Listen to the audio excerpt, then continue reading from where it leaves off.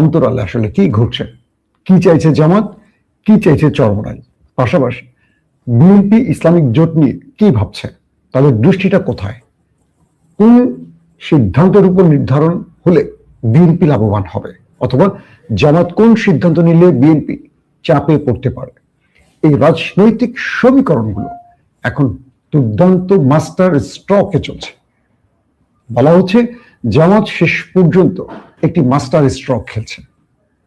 তারেক রহমান তাকিয়ে আছে আগামী নির্বাচনে বিএনপিকে জয়ী করতে হলে তাকে কোন চালটি দিতে হবে শেষ সময় এসে। চলুন এই বিষয়গুলো বিস্তারিত আলাপ করবো আজকের লাইভ সেশনে। কালকে পর্যন্ত খবর হলো জামাত বা ইসলামিক যে জোটটি, সেই জোটটিতে একটি আসন বন্টন হয়েছে। পূর্বে আমরা দেখেছি যে জামায়াত ইসলামী প্রায় 200 আসন নিজের ঘরে রেখে বাকিগুলো তারা বন্টন করেছে। তো এই ক্ষেত্রে আমরা প্রথম থেকে যে আসন বন্টনের খবরগুলো আপনাদের দিয়েছিলাম, সেখানে কিছু পরিবর্তন এসছে। সেই পরিবর্তন দেখা গেছে যে জামাত ইসলামী নিজেদের ঘরে রেখেছে, অর্থাৎ তাদের পক্ষে রেখেছে 179, অর্থাৎ 179টি আসন জামাত তার পক্ষে রাখছে। বিপরীতে এনসিপি কে জামাত বা ইসলামিক জোট দিচ্ছে 30টি আসন। বাংলাদেশ খেলাফত মজলিস তাদেরকে দেয়া হচ্ছে 20টি আসন, খেলাফত মজলিস তাদের দেয়া হচ্ছে 10টি। একটি হলো বাংলাদেশ খেলাফত মজলিস, অন্যটি খেলাফত মজলিস। এই দুটো মিলে 30টি পাচ্ছে, 20 এবং 10। এলডিপি সেটি পাচ্ছে 7টি আসন, এবি পার্টি 3টি আসন, বাংলাদেশ ডেভেলপমেন্ট পার্টি 2টি আসন, নিজামে ইসলাম 2টি আসন। তো এখানে এই আসন বন্টনের পর নবী আর থাকে 45 বা 46টির মতো আসন। এই আসনটা খালি রেখেছে জামায়াত ইসলামী। তাদের পরিকল্পনা হলো যদি ইসলামী আন্দোলন বাংলাদেশ মানে চরমোনাই যদি আসে, সেক্ষেত্রে এই আসনটা তাদের দেয়া হবে। এটা ছিল কালকে রাতে জামায়াত ইসলামীর প্রেস ব্রিফিং এবং সিদ্ধান্তের আলোকে আসন বন্টন। কিন্তু ভেতর থেকে যে খবরগুলো আমাদের কাছে বারবার আসছে এই মুহূর্তে, বা চরমোনাই শিবিরের সাথে আমাদের আলাপচারিতার মাধ্যমে চরমোনাই শীর্ষ দুজনের সাথে আমার কথা হয়েছে কয়েক দফা রাতে। তো সেখানে আমি এইটুকু বুঝতে পারছি যে হয়তোবা এখন পর্যন্ত যদি রাতের পর সকালে কোনো সিদ্ধান্ত পরিবর্তন না হয়, সেক্ষেত্রে চরমোনাই এই জোট থেকে বেরিয়ে যেতে পারে এমন একটি আভাস তারা দিয়েছেন। চরমোনাই এই জোট থেকে বেরিয়ে যেতে পারেন এমন একটি আভাস তারা দিয়েছেন। তবে আজকে বোধহয় তারা বিকেলের দিকে একটি প্রেস কনফারেন্স করে তারা এটা জানাবে।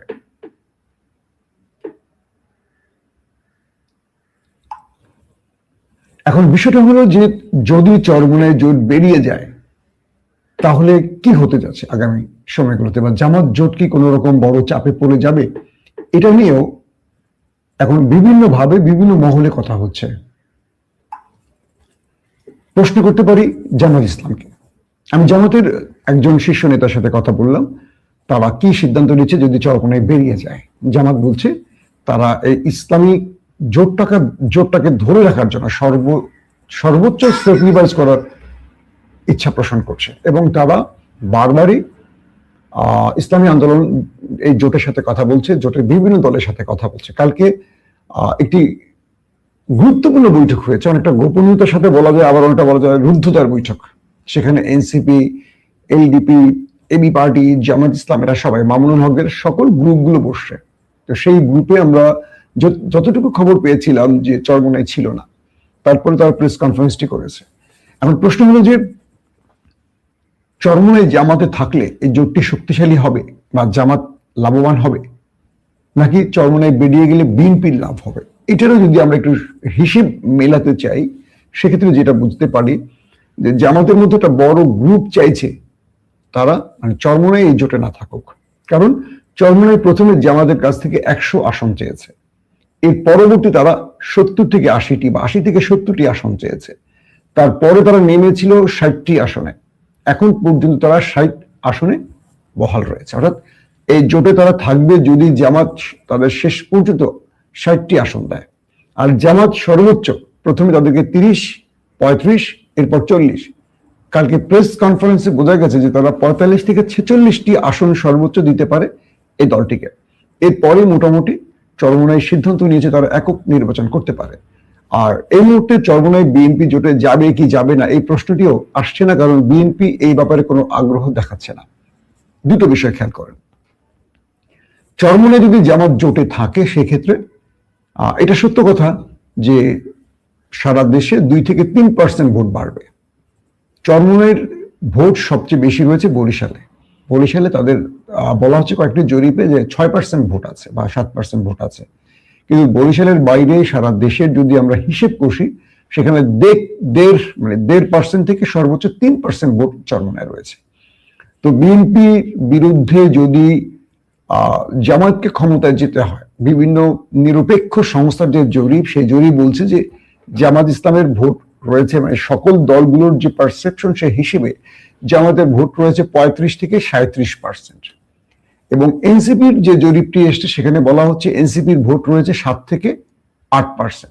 তাহলে আপনি জামাতে 35 বা 37-এর সাথে যদি 8 যোগ করেন বা 7 যোগ করেন, তারপর এবি পার্টি, তারপর রয়েছে খেলাফতে মজলিস এবং বাংলাদেশ খেলাফতে মজলিস মানে মামুনুল হকদের দল, এবং রয়েছে এলডিপি। তো আমরা এই এলডিপি বা এবি পার্টি এটা সারা দেশে এদের এখনো ভোটের সেই পরিসংখ্যান হিসেবে আনা যাবে না, এটা মাইনাসের ক্যাটাগরিতে আছে, নতুন দল। আর এনসিপির ভোটার থাকার কারণ হলো যে তারা জুলাইয়ের একটি দল এবং তরুণদের দল, তরুণদের মধ্যে এই জরিপটিতে দেখা গেছে তাদের জনপ্রিয়তা 7%-এর কোঠায় রয়েছে। তবে এখানে ইন্টারেস্টিং ব্যাপার হলো যে খেলাফতে মজলিস বা বাংলাদেশ খেলাফতে মজলিস বা মামুনুল হকদের এই জামাত ইসলামের জোটে থাকার কারণে যেটা হবে যে কাউমি ভোটগুলো জামাতের ঘরে আসবে, অর্থাৎ বাংলাদেশে একটা বিশাল সংখ্যক ভোট রয়েছে কাউমিদের।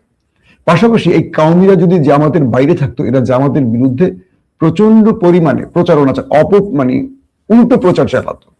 তো এটি এবার হবে না, কারণ এদেরকে প্রায় 30টি আসন দেওয়া হচ্ছে, 20টি এবং 10টি করে। তো কাউমিদের এই ভোটগুলো জামাতের যোগ হবে। এক্ষেত্রে এই জোট থেকে বেরিয়ে যাওয়ার কারণে সবচেয়ে বড় চাপে পড়বে চরমোনাই। আমি এই বিষয়টি চরমোনাইদের 2-1 জন যারা শিষ্যদের সাথে, আমার শীর্ষ নেতাদের সাথে কথা হচ্ছে, তাদেরকে আমি বলেছিলাম যে আপনারা বড় চাপে পড়ে যাবেন, কারণ এই পর্যন্ত কখনো চরমোনাই কোনো একটি আসন বিজয় লাভ করতে পারেনি। আমি আমার আগের লাইভগুলোতে আপনাদের বলেছিলাম যে চরমোনাইয়ের প্রবলেমটা হলো রাজনৈতিক ক্যাটাগরিতে চরমোনাই যে প্রবলেমটা পড়ে সেটা হলো এদের ভক্ত অনুরাগী বা অনুসারী যথেষ্ট রয়েছে মোটামুটি বাংলাদেশে, কিন্তু এদের ভোটার কম।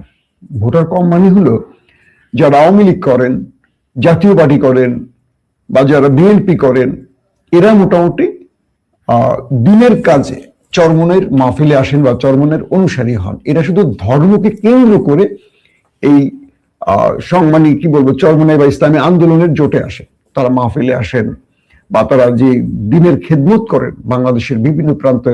আলহামদুলিল্লাহ তারা অনেক ভালো কাজ করছেন চরমোনাইয়ের ভাইয়েরা। এখানে মানুষ সওয়াবের আশায় আসেন বা দিন শিক্ষার জন্য আসেন, কিন্তু ভোটের ক্ষেত্রে এরা আওয়ামী লীগ বা বিএনপিকে বেছে নেয়, চরমোনাইকে ভোট দেয় না। এটা মনে করে যে রাজনীতি আর ধর্ম আলাদা, রাজনীতি তারা ভোট নৌকায় দেবেন। অধিকাংশ ক্ষেত্রে দেখা যায় নৌকায় ভোট পায় চরমোনাইয়ের অনুসারীদের ভোট, আপনারা মিলিয়ে দেখবেন আমি মিথ্যা বলছি কিনা। এবং অনেক ক্ষেত্রে বিএনপিও ভোট কিছু পায়, কিন্তু চরমোনাইয়ের ভোটগুলো খুব কম, মানে একেবারে যদি বলি যে মাইনাস, তারা জামাতে পড়ে ভোটগুলো। তো হিসেবে কয়েকটি জরিপ সংস্থার সাথে কথা বলে যেটা বুঝলাম, তারা বলছে যে চরমোনাইয়ের অনুরাগীরা তারা জামাতে আসতে চায় না বা জামাতে ভোট দিতেও চায় না। তাদের মধ্যে যে থিমটা তৈরি হয়েছে, কারণ তারা দীর্ঘদিন জামাত বিরোধী হিসেবে পরিচিত, বা জামাত বা চরমোনাই তারা একে অপরকে অপছন্দ করতো আদর্শিক কারণ বলি বা যেটাই বলি না কেন।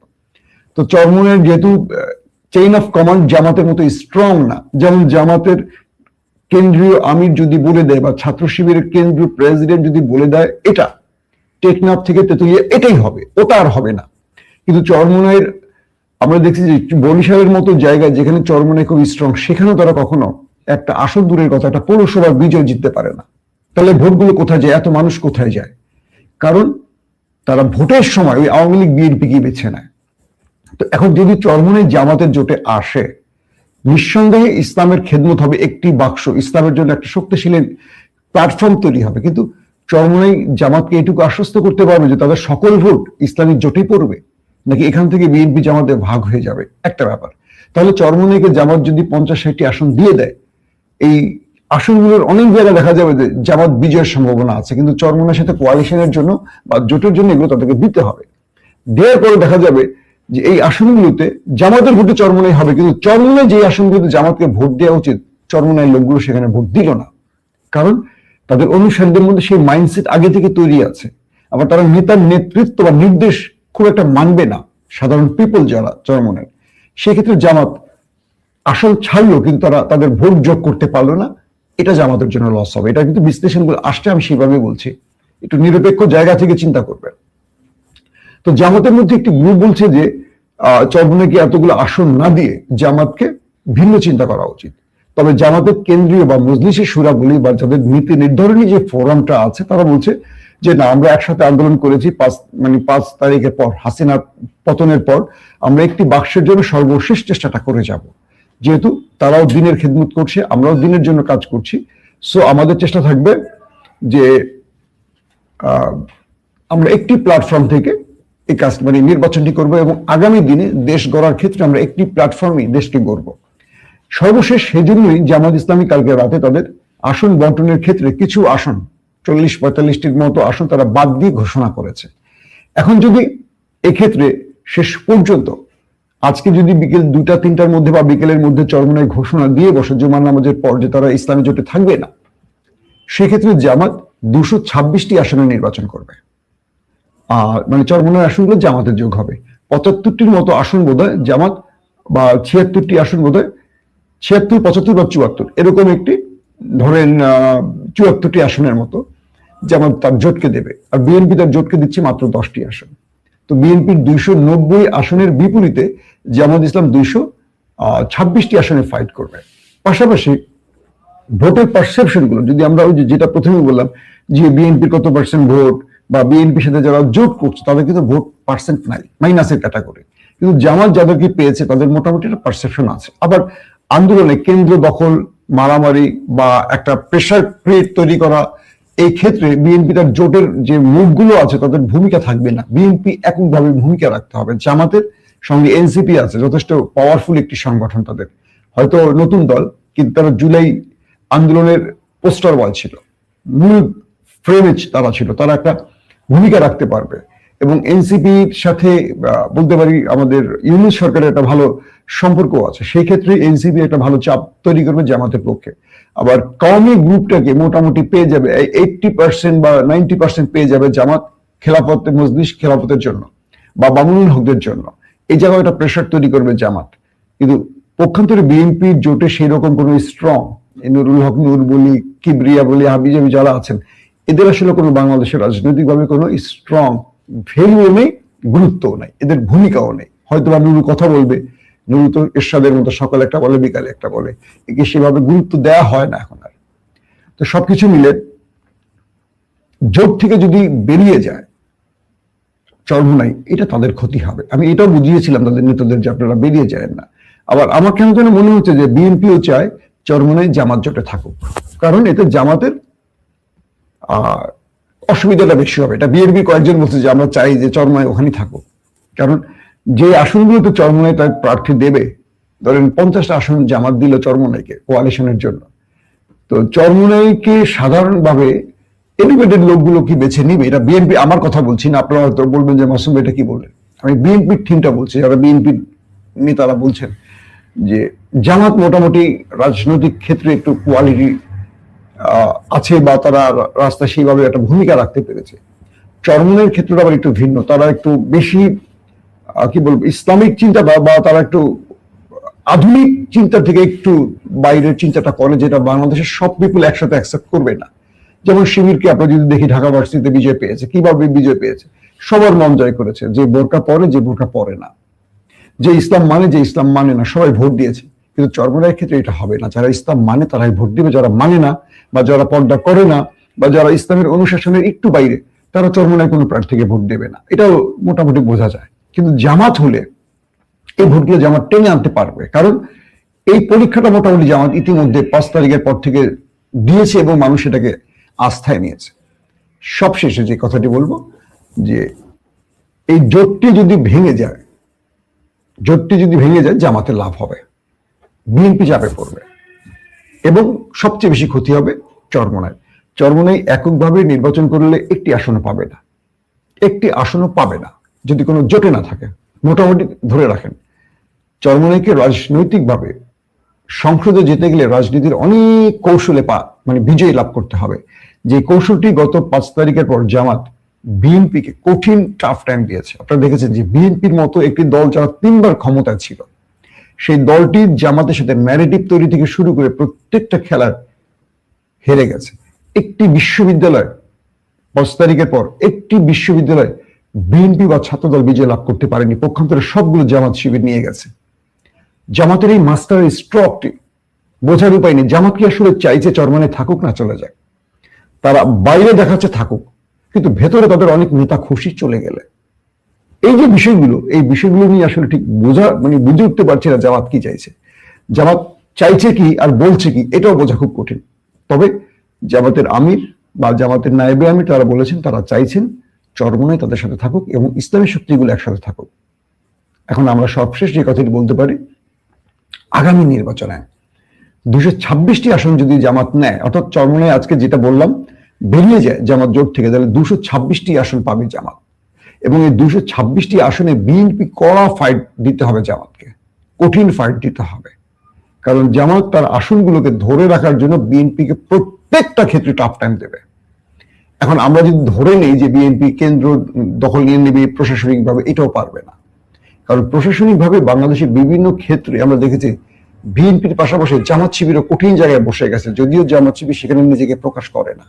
ঠিক নির্বাচনের দিন হালচাল পাল্টে যাবে। সেনাবাহিনীর ক্ষেত্রে উপরস্থ অফিসারদের মধ্যে হয়তো জামাতিদের সংখ্যাটা একেবারে নাই বা কম, খুব কম, কিন্তু গুরুত্বপূর্ণ যারা নির্বাচনকে বাস্তবায়ন করবে বাংলাদেশে বা যারা মাঠে কাজ করবে, এদের মধ্যে জামাত প্রীতি একটা তৈরি হয়েছে 5 তারিখের পর। সেনাবাহিনীর মধ্যে অনেকেই ইদানিং জামাতকে পছন্দ করতে শুরু করেছেন। কারণটা কি? 5 তারিখের পর কিছু বড় দল ভুল করেছে, কিন্তু জামাত খুব কৌশলে এগিয়েছে। তো এরা মনে করছে যে হাসিনা পরবর্তী বাংলাদেশে সুশাসন প্রতিষ্ঠার জন্য একটা ইসলামিক দলকে বেছে নেওয়া এবারের জন্য উচিত।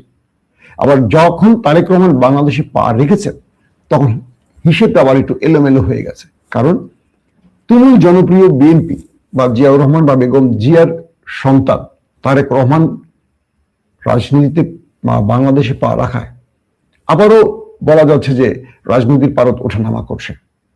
যতক্ষণ তারেক